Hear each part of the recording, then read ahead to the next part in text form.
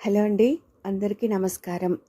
మన చందమామ కథలకు మనసారా స్వాగతం. ఇప్పుడు మనం చెప్పుకోబోతున్న కథ దెయ్యం చేసిన తప్పు. రచన వసుంధర గారు. ఈ కథ ఆగస్టు 1988 బొమ్మరిల్లులో ప్రచురించబడిందండి. ఇక కథలోకి వెళ్దామా మరి. బైరాగి ఒకడు నగరంలోంచి అరణ్యంలోకి పోతూ అలసట తీర్చుకునేందుకు ఓ చెట్టు కింద కూర్చున్నాడు. అప్పుడో దెయ్యం చెట్టు మించి దూకి నాలుక బాగా ముందుకు చాపి బైరాగిని భయపెట్టాలని చూసింది.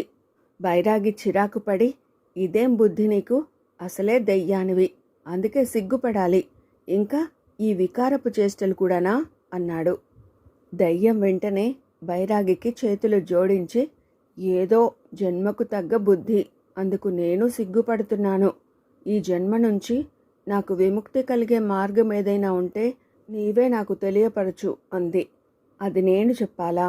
నీకున్న శక్తులతో ఇతరులను భయపెట్టడానికి బదులు వాటిని మనుషులకు సాయపడడానికి ఉపయోగిస్తే ఆ పుణ్యం వల్ల ఈ జన్మ నుంచి విముక్తి కలుగుతుంది అన్నాడు బైరాగి. సరే, నీ మాట పాటిస్తాను అంటూ దెయ్యం అక్కడి నుంచి మాయమైపోయింది.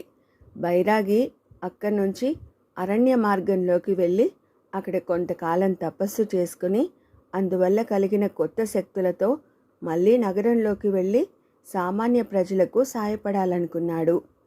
అలా బయలుదేరి దారిలో ప్రయాణపు బడలికతో ఓ చెట్టు కింద విశ్రమించాడు. అప్పుడు దెయ్యం చెట్టు మించి దూకి నోట్లోంచి నిప్పులు కక్కి బైరాగిని భయపెట్టబోయింది.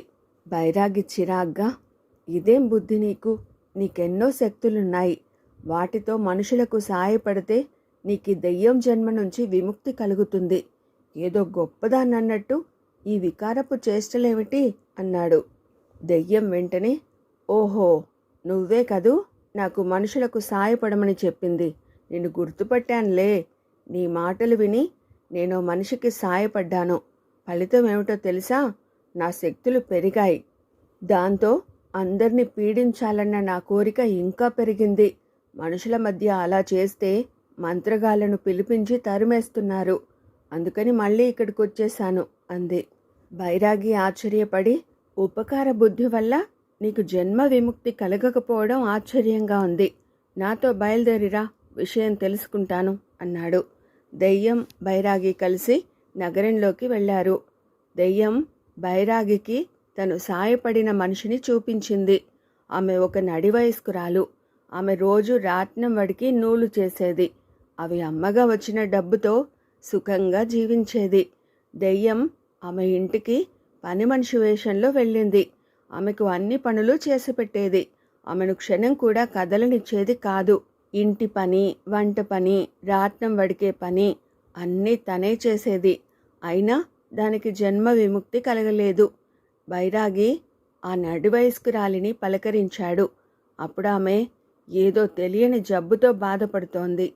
ఆమె బైరాగితో, ఒకప్పుడు నా పనులన్నీ నేనే చేసుకునేదాన్ని, దేనికి ఎవరి మీద ఆధారపడేదాన్ని కాదు. ఉన్నట్లుండి ఓ మనిషి నా ఇంటికొచ్చి నా పనులన్నీ చేయడం మొదలుపెట్టింది. ఏ ప్రతిఫలం లేకుండా నాకు సాయపడసాగింది. దాంతో నాకు సోమరితనం అలవాటైంది. ఉన్నట్లుండి ఆ మనిషి వెళ్ళిపోయింది. కొంతకాలం పాటు సుఖం మరిగి ఉన్న మూలాన నేనిప్పుడు ఏ పని చేయలేకపోతున్నాను. నాకెవ్వరూ లేరు. రోజులు ఎలా గడుస్తాయో తెలియడం లేదు అంది.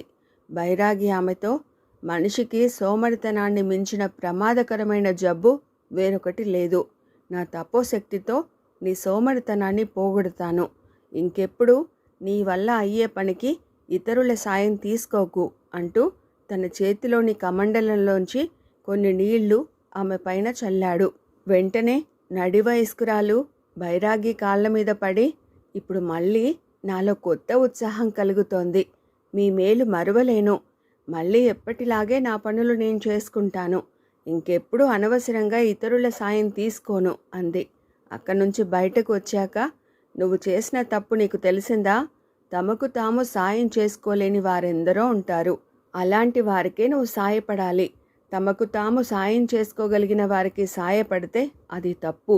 అందుకే నీకు జన్మ విముక్తి కలగలేదు అన్నాడు బైరాగి దెయ్యంతో. దెయ్యానికి తన తప్పు అర్థమైంది. అది వెంటనే అక్కడి నుంచి వెళ్ళి కొందరు వృద్ధులకు, వికలాంగులకు సాయపడని ఆరంభించింది. ఆ తర్వాత దానికి జన్మ విముక్తి కలగడానికి ఎంతో కాలం పట్టలేదు. ఇదండి బొమ్మరిల్లులోని వసుంధర గారి రచన దెయ్యం చేసిన తప్పు అనే కథ. మరో మంచి కథతో మళ్ళీ కలుసుకుందామండి. Thank you.